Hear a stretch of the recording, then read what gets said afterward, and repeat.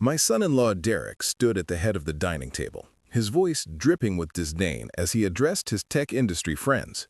"Frank here peaked in the 80s, he said, gesturing toward me like I was yesterday's newspaper. Classic has-been trying to relive his glory days. The room fell silent except for the uncomfortable shuffling of chairs. But when my phone buzzed with an unknown California number an hour later, Derek's smug expression would soon disappear forever. Before we jump back in, tell us where you're tuning in from, and if this story touches you, make sure you're subscribed, because tomorrow I've saved something extra special for you. The autumn rain drummed against the windows of Derek's Pearl District penthouse as I sat in the corner of his ultra-modern living room, feeling like a relic among the sleek furniture and abstract art. The walls were lined with awards from tech conferences and framed magazine covers featuring Derek's latest startup successes. Everything screamed money, innovation, and the future.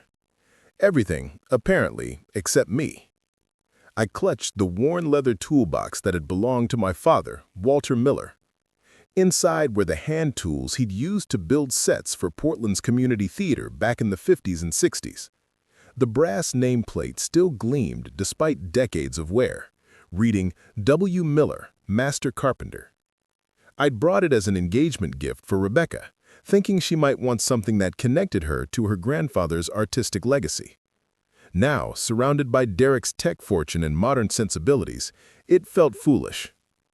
Rebecca emerged from the kitchen carrying a tray of artisanal cheese and wine that probably cost more than I spend on groceries in a month. Her face lit up when she saw me, the same warm smile that had gotten me through 20 years of single parenthood after her mother's death. "Dad, you made it through the Portland traffic. I was worried you'd get lost in all that construction on the bridges." Derek appeared from his home office, smartphone still pressed to his ear, wrapping up what sounded like a $1 million deal. His perfectly tailored shirt and designer jeans made my department store khakis and button-down look like thrift store finds. When he finally ended his call, he surveyed me with the same expression he might use to evaluate outdated software. "Frank," he said, extending a hand that felt soft compared to my own weathered palms. "Still living in that little place on Division?" "The apartment works fine for me," I replied, keeping my voice steady. The truth was, my Social Security and occasional work helping Tommy at the diner barely covered rent, but I'd managed to stay independent at 67. Rebecca bounced over to peek at the toolbox I'd set beside my chair. "What's that, Dad? It looks antique." "Your grandfather Walter's tools," I said, opening the brass latches carefully.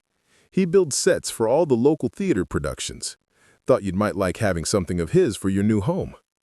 The tools lay nestled in their custom-fitted compartments, each one worn smooth by decades of skilled hands. Hand planes, chisels, measuring squares, and a beautiful brass level that still worked perfectly. The menu featured locally sourced ingredients and craft cocktails. Everything reflected Rebecca's thoughtful attention to detail, and I felt a surge of paternal pride watching her explain each choice. "The ceremony's in the courtyard at 4, she said, flipping through photos of floral arrangements. "Then cocktails in the brewery and dinner in the ballroom. We're expecting about 120 guests." "Sounds perfect, sweetheart. You've put so much thought into every detail." Derek returned just as we were looking at seating charts, his expression troubled in a way that made Rebecca immediately tense. "Everything okay, babe?" "Fine, just some investor concerns about the quarterly projections." He settled into his chair with the weight of someone carrying significant financial pressure. "Actually, that brings up something we need to discuss about the wedding." Rebecca and I both looked at him expectantly. The shift in his demeanor was subtle, but unmistakable, from casual dismissal to something more calculated and serious. "It's about the guest list," Derek continued, his voice taking on the same tone I'd heard him use during business calls. "Specifically, the networking opportunities. We've got some major investors coming in, plus tech executives who could really impact our next funding round." My chest began to tighten, sensing where this conversation might be heading. "The thing is," Derek said, not quite meeting my eyes, "image matters in my industry, Perception is everything when you're trying to secure venture capital. People make judgments based on associations, family connections, the whole package. Rebecca's hand found mine, squeezing gently. Derek, what are you trying to say? He took a deep breath, steel entering his voice. Frank, I need to be direct with you. Your presence at the wedding could be problematic. These investors, they move in certain circles. They expect a particular caliber of family connections. The words hit like a physical blow. I felt my face flush with embarrassment and anger, but decades of dealing with rejection in Hollywood had taught me to keep my reactions controlled. Around us, the modern apartment suddenly felt cold and sterile, all sharp edges and unforgiving surfaces. That's my father you're talking about, Rebecca said, her voice rising with indignation. And I respect that, Derek replied smoothly, clearly having rehearsed this conversation. But this wedding isn't just a celebration, it's a business opportunity. I've got 3 major investors flying in from Silicon Valley, plus the mayor's chief of staff. This could determine whether we secure our Series B funding. I found my voice, though it came out quieter than I intended. I raised Rebecca alone for 20 years, worked 3 jobs to put her through college at Portland State. I've been there for every important moment in her life. That was admirable, Derek cut me off, with the same tone he might use to dismiss an outdated business model. But this is about the future, not the past. You were an actor 30 years ago on some forgotten TV shows. Now you bust tables at a diner. Do you really think that fits the narrative I'm trying to build with these investors? The room seemed to spin slightly. Rebecca was saying something, her voice sharp with anger, but the blood rushing in my ears made it hard to focus. Derek's words echoed what I'd heard too many times during my later years in Hollywood. Past your prime, yesterday's news, has been. Maybe we should discuss this privately, Derek suggested, standing and gesturing toward his office. Rebecca, why don't you check on dinner? I'm not going anywhere, she said firmly. If you have something to say about my father, you can say it in front of both of us. Derek's mask of civility began to slip. The pressure from his investors, the stress of the wedding costs, and his fundamental discomfort with my blue-collar reality combined into something uglier. Fine, let me be completely honest then. He turned to face me directly. You represent everything I've worked to distance myself from. Small-town thinking, limited ambitions, acceptance of mediocrity. My investors expect sophistication, global perspective, innovation. They expect family members who understand success. Each word was carefully chosen to wound. I thought about the years I'd spent driving Rebecca to soccer practice, helping with homework, working double shifts to afford her college textbooks. The pride I'd felt, watching her graduate summa cum laude, land her first marketing job, grow into the brilliant woman sitting beside me. Success isn't measured in dollars alone, I said quietly. Derek laughed, but there was no humor in it. Isn't it? You live in a 400-square-foot apartment. You work for tips at a diner. You drive a car from the Clinton administration. At what point do we call that what it is? Failure. Rebecca shot to her feet. Stop it! Right now! But Derek was beyond stopping, fueled by his own insecurities and the intoxicating power of financial advantage. I'm sorry if this hurts, but someone needs to say it. You peaked 3 decades ago with bit parts in forgettable television. Now you're 67, working service jobs, living paycheck to paycheck. That's not the story I want associated with my business ventures. The silence that followed was deafening. Through the floor-to-ceiling windows, I could see the lights of Portland's downtown core, the city where I'd built a quiet life after Hollywood chewed me up and spit me out. Derek's apartment felt like it was floating above the real world, insulated by wealth and privilege from the struggles of ordinary people. Rebecca's eyes filled with tears. Dad, you don't have to listen to this. Actually, he does, Derek said, his voice gaining momentum. Because I'm not finished. This wedding is costing me $75,000. The guest list includes people who could make or break my company's future. I won't let sentiment compromise years of careful relationship building. Preparing and narrating this story took us a lot of time, so if you are enjoying it, subscribe to our channel. It means a lot to us. Now back to the story. He moved to the window, silhouetted against the city lights like a villain in one of the crime dramas I used to audition for. I've worked 12 years building my reputation in this industry. I've cultivated relationships with the right people, maintained the right image, positioned myself for success. I won't risk that because you're nostalgic about family traditions. I stood slowly, my knees protesting after sitting in Derek's uncomfortable modern furniture. The toolbox felt heavier in my hands than it had when I'd arrived, weighted with 3 generations of Miller family history that Derek saw only as outdated sentiment. "What exactly are you asking me to do?" Derek turned from the window, his expression calculating. "Don't come to the wedding. Tell Rebecca you're sick or that something came up. Let her have her day without the complication of explanations about why her father serves coffee for a living." The request hung in the air like smoke from a fire that was consuming everything I thought I knew about my daughter's future happiness. Rebecca stood frozen between us, torn between the 2 most important men in her life, watching her wedding day transform into a battlefield. "I see," I said, setting the toolbox down carefully. "And if I refuse?" Derek's smile was cold. "Then I'll make sure everyone at that wedding knows exactly who you are. The has-been actor who couldn't make it in Hollywood, who now depends on his daughter's charity and works menial jobs to survive. Is that really how you want to be introduced to Portland's business elite?" Through the windows, the autumn rain continued its steady rhythm against the glass. Somewhere in the city below, Tommy was probably closing up the diner, counting tips that wouldn't quite cover all the bills. Normal people living normal lives, unaware that in this gleaming tower, a father was being asked to erase himself from his daughter's most important day.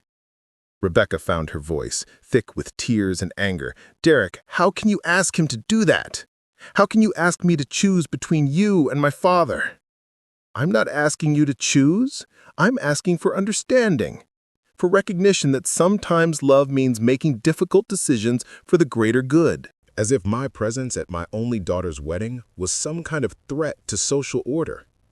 I looked at Rebecca, seeing her mother's strength in her eyes, remembering all the times we'd faced challenges together.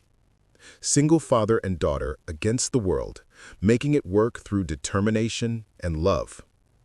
"I need some air," I said, walking toward the door. "Rebecca, sweetheart, congratulations on your engagement. I hope you'll be very happy together." "Dad, wait!" She followed me to the entryway. "Don't go like this. We can figure something out." I kissed her forehead, breathing in the familiar scent of her shampoo, the same brand she'd used since high school. "You love him. That's what matters. Don't let my situation complicate your happiness." Derek remained by the windows as I gathered my jacket, probably already planning how to spin my absence to his important guests. The toolbox sat abandoned by his chair. 3 generations of craftsmanship reduced to vintage curiosities in his modern world. The elevator ride down 42 floors felt endless. My reflection in the polished steel doors looked older than I remembered, more worn down. The man staring back had spent 3 decades building a quiet life after his Hollywood dreams collapsed, focused on being the best father he could be. That man was apparently not good enough for Derek's investors. Portland's streets were slick with rain as I walked to my aging Honda Civic. The Pearl District buzzed with young professionals heading to trendy restaurants and craft cocktail bars, their confident energy a sharp contrast to the defeat weighing down my shoulders. These were Derek's people, the demographic he belonged to, the world Rebecca was entering as his wife. The drive home took me through 3 distinct versions of Portland. Derek's neighborhood of glass towers and converted warehouses gave way to the family-friendly suburbs where Rebecca had grown up, then finally to my part of southeast Portland, where rent was still affordable and neighbors knew each other's names. My apartment building looked tired compared to Derek's architectural showcase. No doorman, no marble lobby, just a simple entrance with mailboxes that actually got used and a bulletin board covered with community announcements. I climbed 2 flights of stairs to my small but comfortable home, walls covered with photographs documenting Rebecca's journey from kindergarten to college graduation. The answering machine blinked with 2 messages. The first was from Tommy, wondering if I could cover an extra shift on Saturday. The second was Rebecca, her voice shaky with tears and anger. "Dad, I'm so sorry about tonight. Derek was completely out of line and I told him so. We're going to figure this out. You're my father and you deserve to be at my wedding. I don't care what his investors think." I sat in my worn recliner, the same one I'd bought when Rebecca started high school, and stared at the collage of memories covering my coffee table. Report cards, soccer trophies, graduation programs, birthday cards she'd made by hand. 20 years of single parenthood distilled into a collection of precious moments. My phone buzzed. Rebecca again. "Hi, sweetheart. Dad, are you okay? You seemed so defeated when you left." I closed my eyes, listening to the concern in her voice. "I'm fine, just tired." Derek feels terrible about what he said. He was under pressure from work and spoke without thinking. The lie was gentle, but obvious. Derek had meant every word, had probably planned the conversation for weeks. Men like him didn't speak without calculating the impact of their words. "Rebecca, I want you to be happy. That's all I've ever wanted. If my presence at your wedding would cause problems for Derek, then maybe it's better if I'm not there." "No!" Her voice was firm. "Absolutely not. You're walking me down the aisle, Dad. You're giving the father of the bride speech. You're dancing with me on Unforgettable, just like we planned." The tradition meant everything to me. We'd been planning that dance since she was 12, had practiced the steps in our old apartment's living room. Nat King Cole's voice providing the soundtrack to countless Sunday afternoons when it was just the 2 of us against the world. "We'll see what happens," I said, not wanting to make promises I couldn't keep. After we hung up, I made myself a simple dinner and tried to read, but Derek's words kept echoing in my mind. Has been, failure, past your prime. They weren't entirely wrong. Hollywood had chewed me up and spit me out, leaving me with enough residual checks to survive, but not enough to thrive. The roles had dried up in my 40s, leaving me scrambling for work that paid the bills. But I'd built something more valuable than any acting credit. I'd raised an incredible daughter who graduated college debt-free, who landed a great job in marketing, who'd grown into a woman of intelligence and compassion. That had to count for something, didn't it? The rain continued outside my windows, washing the city clean for another day. Tomorrow, I'd go to Tommy's Diner, pour coffee for truckers and office workers, collect tips that would barely cover my rent. Derek would probably be in meetings with his investors, building the future he wanted Rebecca to share. Somewhere between those 2 worlds, a father's love was being weighed against a son-in-law's ambitions, and for the first time in 20 years, I wasn't sure love would be enough. The photographs on my walls seemed to glow in the lamplight, Rebecca's smile constant through every stage of her life. Whatever happened with the wedding, whatever Derek demanded or threatened, those memories were mine. No amount of money or social pressure could take away the bedtime stories, the soccer games, the proud moment when she walked across that graduation stage. But as I prepared for bed in my small apartment, Derek's words continued to sting. Perhaps he was right about one thing. I was a relic from another era, trying to maintain relevance in a world that had moved beyond me. The question was whether being a loving father was enough to earn a place at the table, or if success really was measured only in dollars and social status. The rain drummed against my bedroom window as I drifted off to sleep, wondering if tomorrow would bring answers or just more questions about where I belonged in my daughter's new life. Thursday morning arrived with the kind of gray Portland drizzle that matched my mood perfectly. Sleep had been elusive, my mind cycling between Derek's cruel words and Rebecca's tearful voice on the phone. By 6 a.m., I gave up pretending to rest and made coffee in my small kitchen, staring out at the wet streets of southeast Portland as the city slowly awakened. The decision had crystallized somewhere in the dark hours before dawn. Derek could try to erase me from his perfect wedding narrative, but he'd forgotten one crucial detail. I'd spent 30 years in entertainment, learning how to disappear into characters, how to blend into backgrounds, how to become whoever a scene required. If he wanted to keep me away from Rebecca's wedding, he'd have to try harder than threats and social pressure. I pulled out my old address book, its leather cover cracked from decades of use. The pages contained phone numbers for people I hadn't spoken to in years, connections from my Hollywood days who might remember Frank Miller before he became just another forgotten face in Los Angeles. Most of the numbers would be disconnected. The contacts moved on to other cities or other lives entirely. But somewhere in those faded entries might be the key to reclaiming my place at my daughter's wedding. Tommy's Corner Cafe sat on Hawthorne Boulevard like a time capsule from the 1970s, all vinyl booths and checkered linoleum floors that had seen better decades. The breakfast crowd was already in full swing when I arrived at 7:30. Truckers and construction workers fueling up for long days ahead. Tommy Rodriguez stood behind the grill, his weathered hands flipping pancakes with the precision of someone who'd perfected the motion over 20 years of ownership. "You're early again," he said without turning around, recognizing my footsteps on the familiar squeaky floorboard by the counter. "Figured you might be after yesterday's drama with the fancy son-in-law."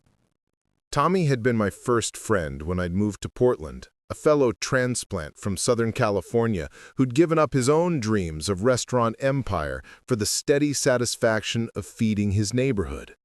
We'd bonded over late nights counting receipts and early mornings prepping for the breakfast rush.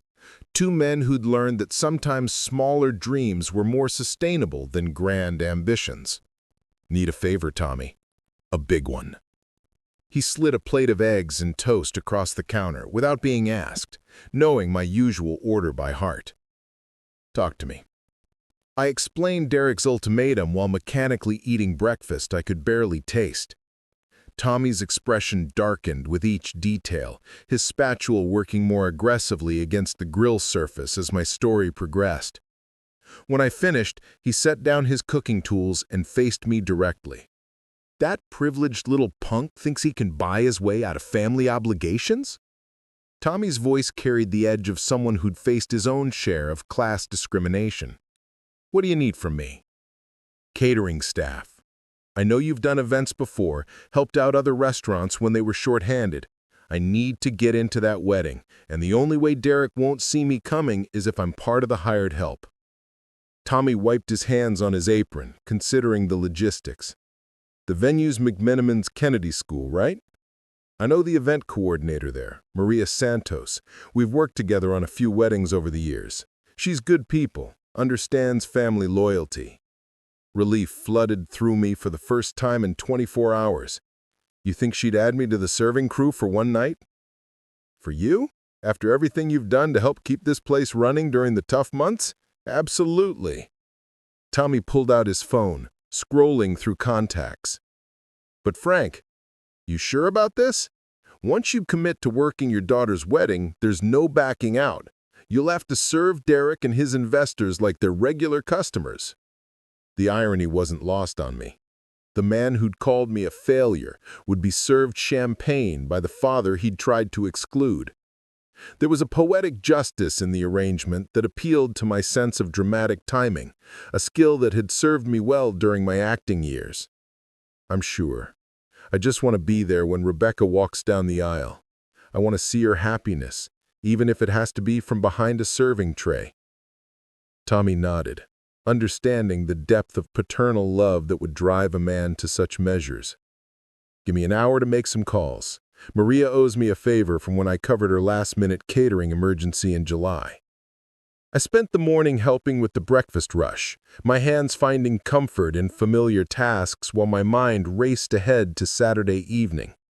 Pouring coffee, clearing tables, and taking orders provided a meditative rhythm that helped calm the anxiety building in my chest. These regular customers knew me as Tommy's reliable helper, not as the washed-up actor Derek had painted me as. Here, I was valued for showing up consistently, for remembering how people liked their coffee, for treating everyone with dignity, regardless of their circumstances. Around 10:30, Tommy emerged from his office with a satisfied grin. "You're in.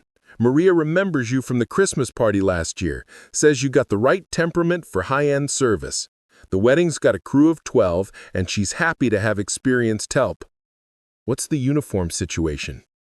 "Black pants, white shirt, black bow tie. Standard formal service attire.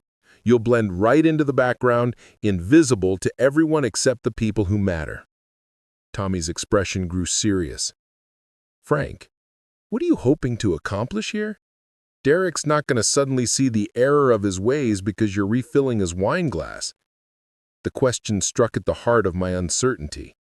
What was I hoping to achieve beyond simply being present?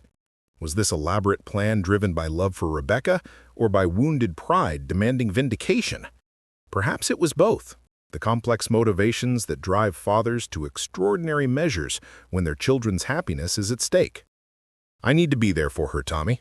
When she looks around that room, I want Rebecca to know that her father found a way to share the most important day of her life, even if she's the only one who understands why the quiet guy serving champagne keeps smiling at her. Tommy reached across the counter and gripped my shoulder. "Then we make sure you're invisible to everyone except your daughter. Maria said to be there by 3 for setup and briefing. The ceremony starts at 4, reception follows immediately." The afternoon crawled by with agonizing slowness. I tried to distract myself with mundane tasks, organizing my small apartment, paying bills, responding to a few emails from old acquaintances who still remembered my birthday. But every activity felt hollow compared to the weight of what I was planning for Saturday evening. Rebecca called around 2, her voice strained with the stress of wedding preparations and family tension. "Dad, Derek and I talked for hours last night. He's agreed that you should come to the wedding, but he's asking for some compromises." My heart sank. Whatever compromises Derek had in mind would likely involve making me even less visible than my original serving plan. "What kind of compromises?" "He wants you to sit in the back during the ceremony, maybe skip the father-daughter dance so it doesn't draw too much attention. He's worried about questions from his investors about family background." Each suggested modification felt like another small death, the systematic erasure of my role in Rebecca's life to accommodate Derek's professional insecurities. The father-daughter dance had been our tradition since she was 12, something we'd planned and practiced for years. Giving it up would feel like surrendering the last symbol of our special bond. "Rebecca, sweetheart, I appreciate that Derek's trying to find middle ground, but those moments matter to me. They're not just wedding traditions, they're celebrations of our relationship." "I know, Dad. I told him the same thing, but he's under so much pressure with this funding round, and some of these investors are really conservative about family image." Her voice broke slightly. "I feel like I'm being forced to choose between the 2 most important men in my life." The pain in her voice made my decision easier.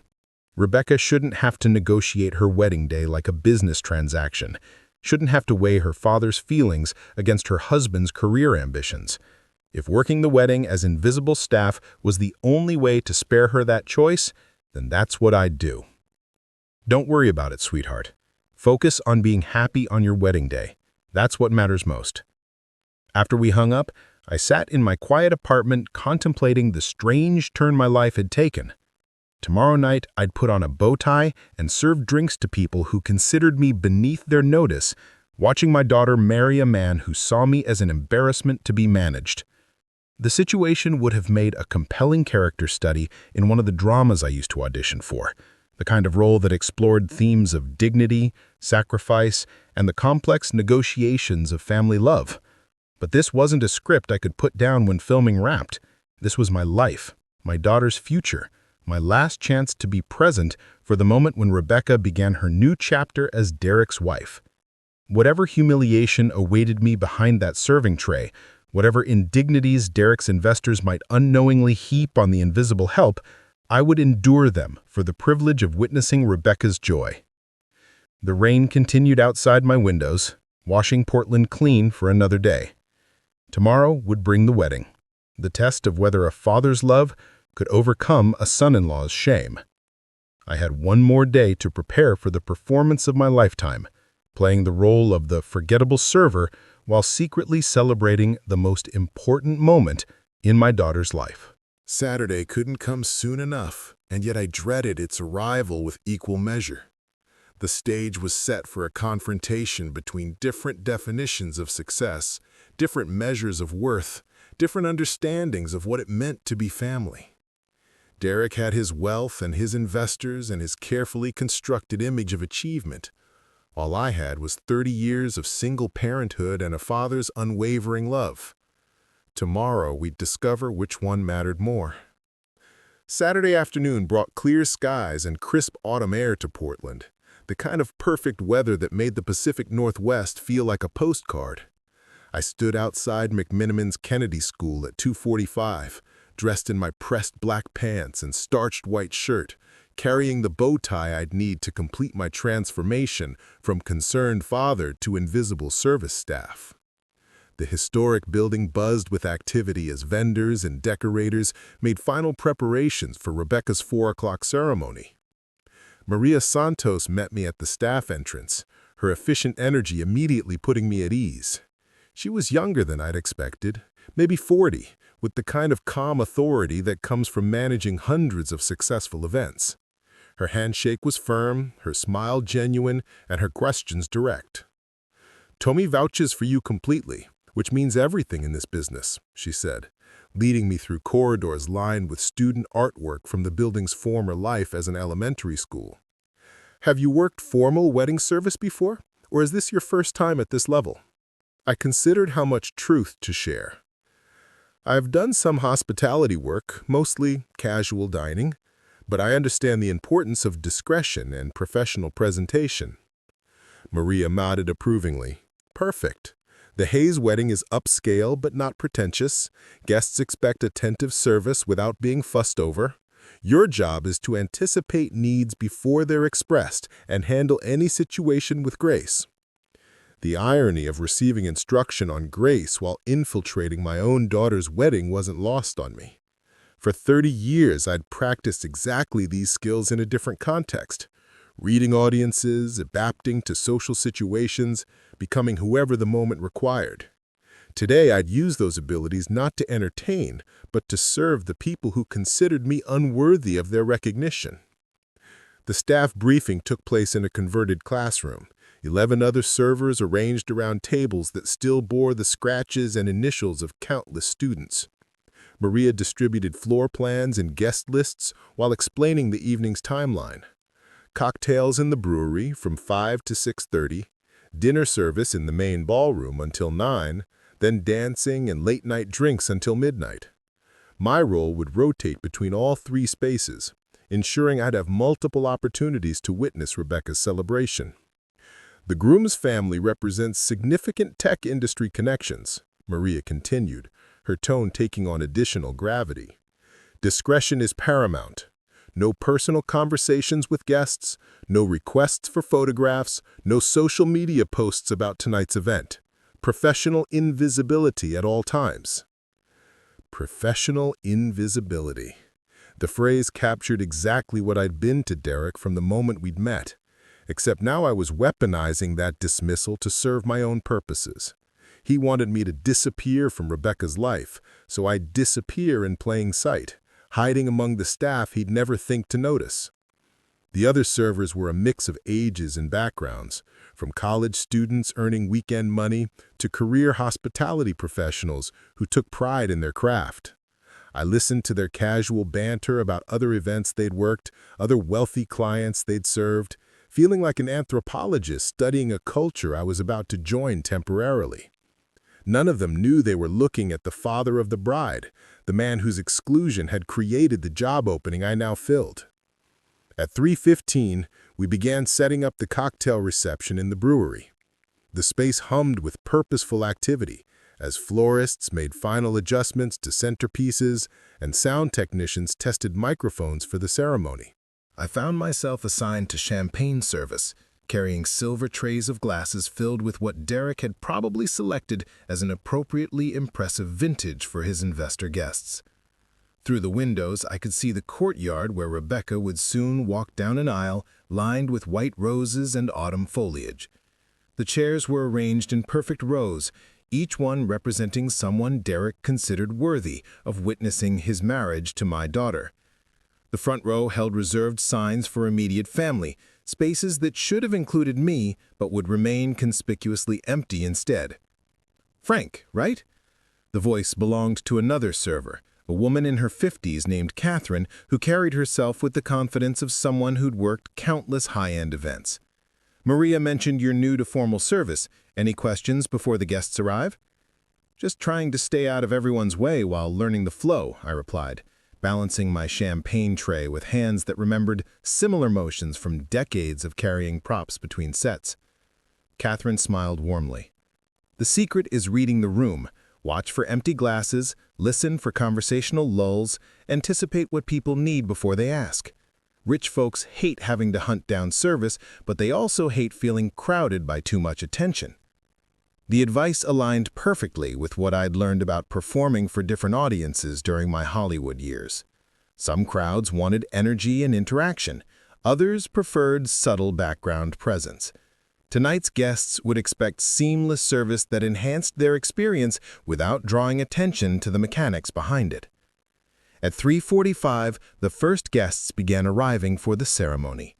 I watched from the brewery windows as expensive cars delivered Derek's carefully curated guest list to the historic venue.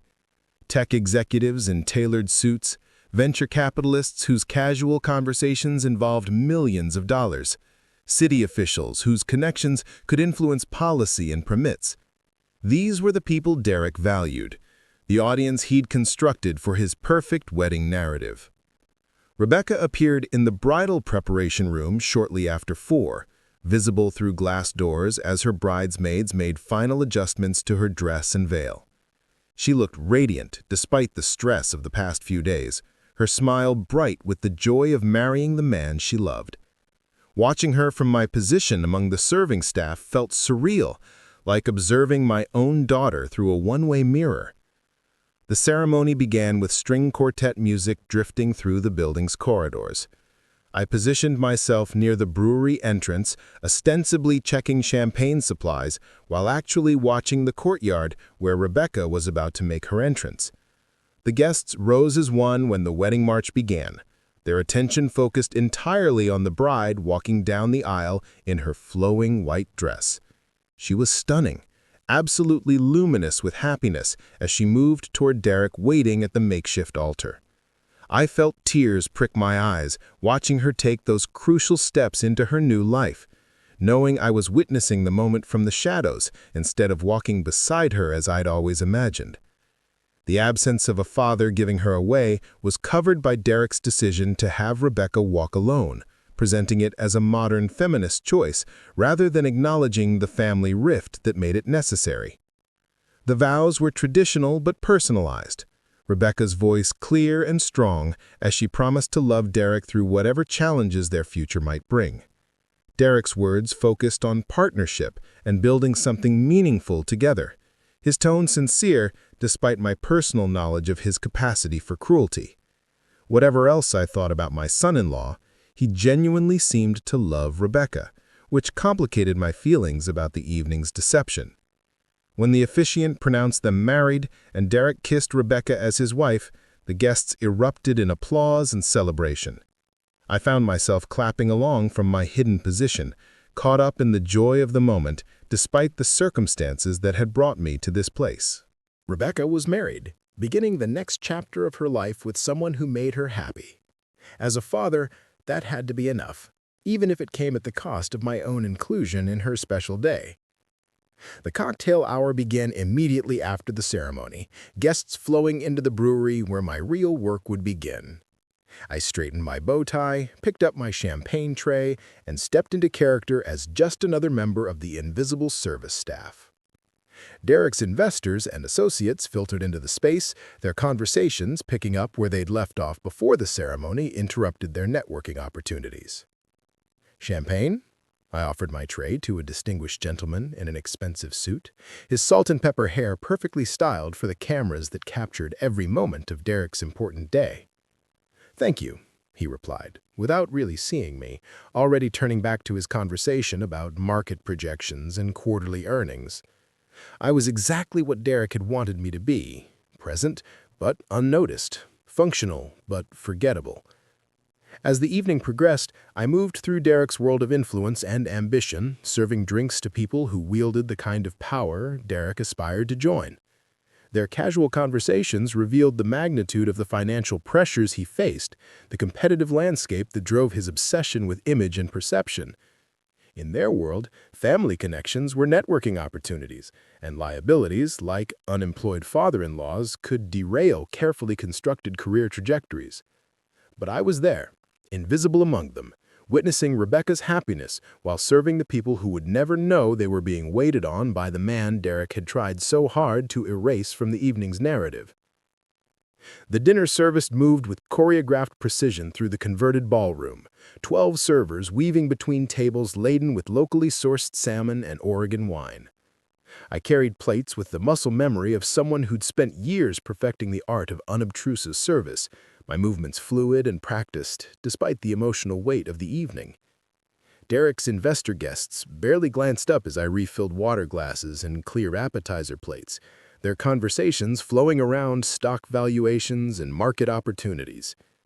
At the head table, Derek held court with his most important contacts, his voice animated as he described his company's projected growth trajectory. Rebecca sat beside him in her wedding dress, radiant, but occasionally glancing around the room with an expression I recognized from her childhood, the look she wore when searching for her father in crowded places. Each time her eyes swept past my position near the service station, I felt the familiar ache of forced separation. "Exceptional service tonight," commented an elderly woman at table 6, her diamond earrings catching the ballroom's chandelier light as I replaced her empty wine glass. "You move with such natural grace. Most servers seem rushed or clumsy at these high-end events." The compliment caught me off guard, reminding me that the skills I'd developed during my Hollywood years translated well to hospitality work.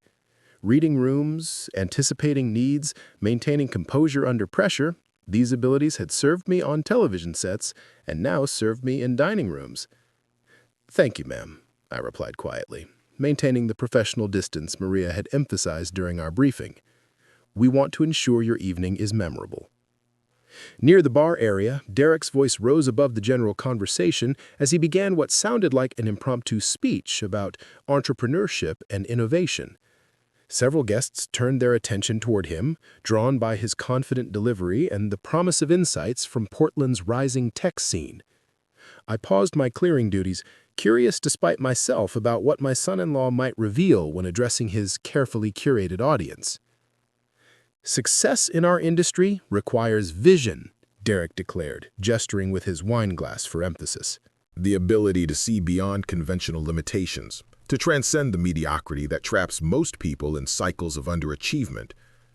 The words stung with familiar cruelty, echoing his private assessment of my own life choices. Several investors nodded approvingly, recognizing the kind of ambitious rhetoric they expected from entrepreneurs seeking their financial backing. Derek was performing for them, just as I'd once performed for casting directors, crafting a persona designed to elicit specific responses. "Take my wife's family background, for example," Derek continued, and my blood ran cold. Rebecca's face went pale as she realized where her husband's speech was heading. Sometimes you have to make difficult decisions about associations that might compromise your professional trajectory. A younger man at table 3 leaned forward with interest. "What kind of difficult decisions?" Derek's smile carried the same calculating coldness I'd witnessed in his Pearl District apartment. Well, Rebecca's father was once an actor. Minor television roles in the 80s and 90s. Nothing significant. Classic case of someone who peaked early and spent decades sliding downward into irrelevance. The casual brutality of his public humiliation was breathtaking. Several guests shifted uncomfortably in their seats, sensing the inappropriate nature of Derek's revelation. Rebecca pressed her napkin to her mouth, her wedding joy cracking under the weight of her husband's calculated cruelty. He wanted to attend tonight's celebration, Derek continued, warming to his theme. But I had to explain that image matters in our business. Having a washed-up actor who now works menial jobs wouldn't send the right message to investors and partners. I set down my serving tray with careful precision, my hands steady despite the rage building in my chest. Around the room, conversations had quieted as guests focused on Derek's increasingly uncomfortable monologue. This wasn't the warm wedding toast tradition dictated, but something darker. A public demonstration of power over someone he considered beneath his social circle. The entertainment industry chews people up and spits them out, Derek said, his voice gaining momentum. My father-in-law learned that lesson the hard way. Now he depends on charity work and serving tables to survive. Not exactly the family connection that inspires confidence in venture capitalists. The room had fallen completely silent, except for Derek's voice echoing off the ballroom's historic walls. Rebecca stood abruptly, her chair scraping against the floor as she prepared to interrupt her husband's character assassination. But before she could speak, my phone began buzzing insistently in my pocket. I'd forgotten to silence the device during the dinner rush, and now its vibration seemed unnaturally loud in the quiet ballroom. Several nearby guests glanced in my direction as I fumbled to answer the call quickly, hoping to minimize the disruption to Derek's speech. The caller ID showed a Los Angeles area code I didn't recognize, probably a telemarketer who'd chosen the worst possible moment to interrupt my daughter's wedding reception. "Hello?" I whispered, stepping slightly away from the nearest table while keeping my voice low. "Frank Miller? This is David Chen from Paramount Studios. I hope I'm not catching you at a bad time." The words hit me like electricity. Paramount Studios. I hadn't heard from anyone in the entertainment industry for over a decade. Hadn't even considered the possibility that my old career might still exist in anyone's memory. Around me, Derek's speech continued, but his voice seemed to fade as I processed what the caller was saying. "I'm actually at my daughter's wedding," I managed, still whispering but moving further from the dining tables. "Congratulations. I'll be brief then. We're developing a limited series about aging fathers reconnecting with their adult children. Your work on Riverside Drive and Atlantic Dreams came up in our casting discussions. The role would be substantial. A 6-episode arc with potential for expansion if the series gets picked up." My legs felt unsteady. Riverside Drive and Atlantic Dreams had been my most respected work. Dramatic series that had showcased my range as a character actor. I'd assumed they were forgotten artifacts from television's past, remembered only by aging fans and industry historians. "Are you serious?" I asked, my voice barely audible. "Completely serious. We're talking about a significant role, Frank. Leading man material, not supporting character work. The kind of part that could redefine your career for a new generation of viewers." Derek's voice carried clearly across the ballroom as he reached the crescendo of his humiliating speech. "Some people simply accept their limitations and fade into irrelevance. Others refuse to let mediocrity define their legacy." The irony was overwhelming. As my son-in-law publicly dismissed me as a washed-up failure, Hollywood was literally calling to offer me the comeback I'd never dared to dream about. The timing felt like cosmic justice, the universe's response to Derek's cruelty.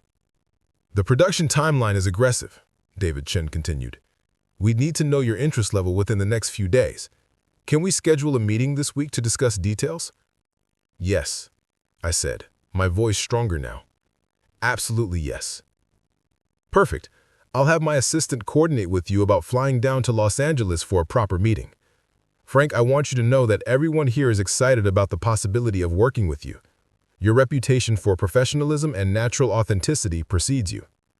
As I ended the call, Derek was finishing his speech to scattered, uncomfortable applause. The guests seemed relieved to return to their private conversations, clearly disturbed by the groom's decision to publicly humiliate his father-in-law on what should have been a joyful evening. I walked slowly back to my serving station, my mind reeling from the conversation I'd just completed. The phone call had lasted less than 3 minutes, but it had changed everything. The has-been actor Derek had mocked was being courted by major studios for leading roles. The washed-up failure he described was suddenly in demand by the same industry that had once rejected him. Rebecca caught my eye across the room, her face etched with concern and embarrassment about her husband's cruel speech. She had no way of knowing that everything had just shifted, that the balance of power Derek thought he controlled was about to be completely overturned. I picked up my serving tray and returned to work. But now I moved with different energy. No longer the invisible, dismissed father hiding in the shadows of his daughter's wedding. I was Frank Miller, actor, about to return to the career that had defined me, before parenthood demanded different priorities. Derek was still basking in the attention his speech had generated from his investor audience, unaware that the man he just publicly destroyed had received the kind of professional opportunity he could only dream about. The has-been he'd mocked was about to become the comeback story of the year. The evening was far from over, but the script had already begun changing in ways Derek couldn't possibly anticipate. The ballroom hummed with uncomfortable energy following Derek's cruel speech, guests returning to their conversations with the forced enthusiasm of people trying to move past an awkward moment. I continued my serving duties with newfound purpose, the Paramount Studios offer echoing in my mind like a lifeline thrown to a drowning man. Every refilled glass, every cleared plate now carried different meaning. I wasn't the desperate failure hiding among the staff anymore. I was Frank Miller, about to reclaim the career Derek had so publicly mocked. Rebecca approached the service station during a brief lull on the dinner course, her wedding dress rustling softly against the historic building's polished floors. Her eyes were red-rimmed from suppressed tears, her joy dimmed by her husband's cruel speech.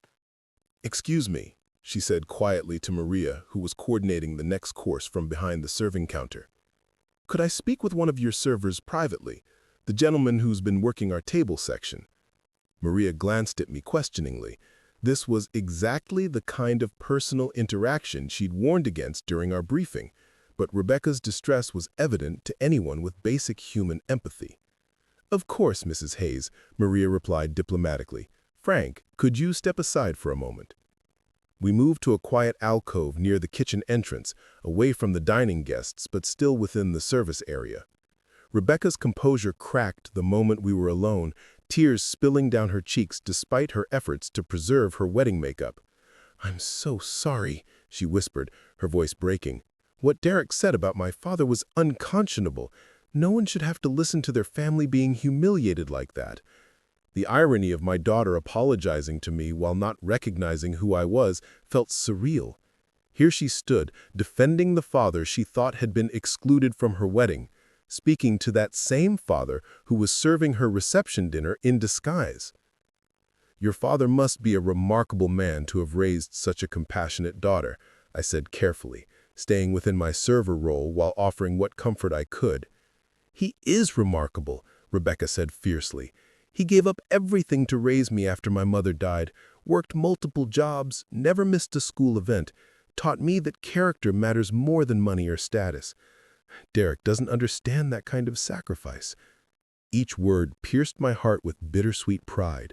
Despite everything Derek had said, despite the circumstances that had brought us to this moment, Rebecca still defended my choices, still valued the lessons I'd tried to teach her about dignity and integrity. "I'm sure he knows how much you love him," I replied, my voice thick with emotion I hoped she'd attribute to professional sympathy rather than paternal recognition. Rebecca wiped her eyes with her napkin, trying to compose herself before returning to the head table. "Thank you for listening. I know this isn't part of your job, but I needed to tell someone who might understand." As she walked away, I felt the full weight of the evening's emotional complexity. My daughter was defending me to strangers, while her new husband had publicly dismissed me to his important investors. The phone call from Paramount had changed everything, but Rebecca didn't know that yet. Neither did Derek, whose celebration was about to take an unexpected turn. The dancing portion of the reception began at 9:30, guests moving from the dining tables to the ballroom's dance floor. I shifted to beverage service, carrying trays of champagne and cocktails, while Derek's carefully selected playlist filled the historic space with contemporary music. Rebecca looked radiant as she danced with her new husband, though I noticed her eyes still occasionally searching the room with that familiar expression of looking for someone who wasn't there. Near the bar area, Derek held court with his most important investors, their conversation flowing around funding rounds and market opportunities. I approached with a tray of premium whiskey, the kind of expensive spirits Derek had selected to impress his financial backers. "Gentlemen, could I offer you our single malt selection?" I asked, maintaining the professional demeanor that had served me throughout the evening. "Absolutely," replied one of the investors, a distinguished man in his 60s, whose casual mention of 8-figure portfolios had caught my attention during dinner. "This has been an exceptional evening. Your service staff is remarkably professional." Derek accepted a glass from my tray without really looking at me, his attention focused on impressing his guests with stories about his company's projected growth. "We believe in quality at every level," he said, gesturing broadly with his whiskey. "Whether it's our business operations, our personal relationships, or our event planning, no compromises, no settling for mediocrity." The words were clearly chosen to reinforce the narrative he had established during his earlier speech. The successful entrepreneur who'd elevated himself above the ordinary disappointments of life. His investors nodded approvingly, recognizing the kind of ambitious thinking they expected from the people they funded. "That speech about family standards was particularly interesting," commented another investor, a woman whose tech company had been featured on several magazine covers. "It takes courage to prioritize business relationships over sentimental obligations." Derek's smile widened with satisfaction. "Exactly. Sometimes you have to make difficult choices about associations that might undermine your professional credibility. My wife's father, for instance, represents everything I've worked to transcend. Failed actor, menial jobs, dependence on others for survival. Not exactly the family story that inspires investor confidence." I continued serving whiskey with steady hands, though my heart hammered against my ribs. Derek's cruelty wasn't finished.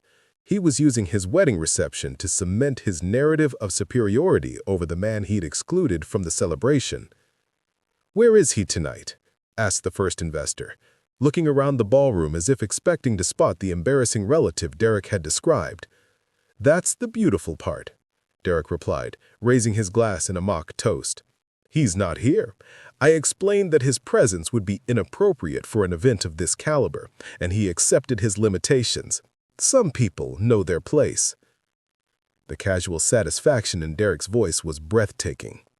He was celebrating not just his marriage to Rebecca, but his successful exclusion of her father from the most important day of her life. The cruelty was so complete, so precisely calculated that it took my breath away. I set my serving tray on the nearby bar and pulled out my phone, scrolling to David Chen's contact information from the earlier call. The conversation was still fresh in my recent calls list, proof of the opportunity that had materialized at exactly the right moment. "Excuse me, gentlemen," I said, my voice carrying clearly over their conversation. "I couldn't help but overhear your discussion about failed actors and professional standards." Derek looked up sharply, probably annoyed that service staff was interrupting his investor conversation. His expression shifted from irritation to confusion as he processed my change in demeanor, the quiet confidence that had replaced my previous invisibility. "I just received an interesting phone call tonight," I continued, holding up my phone so they could see David Chen's name and Paramount Studios affiliation, "from a major studio offering me a leading role in their new limited series. Substantial compensation, 6-episode arc, potential for expansion." The silence was absolute. Derek's face went white as the implications of what I was saying began to register. Around us, other guests had noticed the sudden tension and were turning their attention toward our group. "You see," I said, my voice gaining strength, "I'm Frank Miller, Rebecca's father, the washed-up has-been you've been mocking all evening." Derek's whiskey glass slipped from his fingers, hitting the floor with a crash that seemed to echo through the ballroom. The investors stared at me with expressions ranging from fascination to mortification, realizing they'd been party to a son-in-law's public humiliation of someone the entertainment industry still considered valuable. "Rebecca," I called across the dance floor, where my daughter was swaying to the music with her bridesmaids. "Could you come here for a moment, sweetheart?" She approached slowly, her expression shifting from curiosity to dawning recognition to complete shock as she realized who had been serving her wedding reception all evening. "Dad! Oh my God, Dad! What are you doing here?" "Working your wedding reception," I said simply, then embraced her as she launched herself into my arms, her wedding dress flowing around both of us like clouds. "I couldn't miss the most important day of your life." The ballroom erupted in confused murmurs as other guests processed what was happening. Rebecca was sobbing against my shoulder, her tears mixing joy and relief and amazement that her father had found a way to be present for her celebration. Derek stood frozen, his earlier confidence evaporating as the man he'd publicly dismissed was revealed as someone significant enough to warrant serious consideration from major studios. The investors exchanged uncomfortable glances, clearly reassessing their host's judgment and character based on what they'd witnessed. "Ladies and gentlemen," I said, my voice carrying across the ballroom with the projection skills I'd learned decades ago. "I want to apologize for the deception. I'm Frank Miller, father of the bride. I worked tonight's reception because my son-in-law felt my presence would be inappropriate for his important guests." The crowd's murmur grew louder, a mix of sympathy and outrage as people processed the full scope of what had transpired. Several guests applauded spontaneously, recognizing the lengths a father had gone to witness his daughter's wedding. Derek found his voice, though it came out weak and uncertain. "Frank, I didn't know about the studio offer." "You didn't know because you never bothered to learn who I really was," I replied, my tone gentle but firm. "You saw an older man in modest circumstances and assumed that defined my entire worth. You forgot that success isn't always measured in current bank statements." Rebecca stepped back to look at me, her face glowing with pride and love. "Dad, you worked my entire wedding reception just to be here?" "Wouldn't miss it for the world, sweetheart.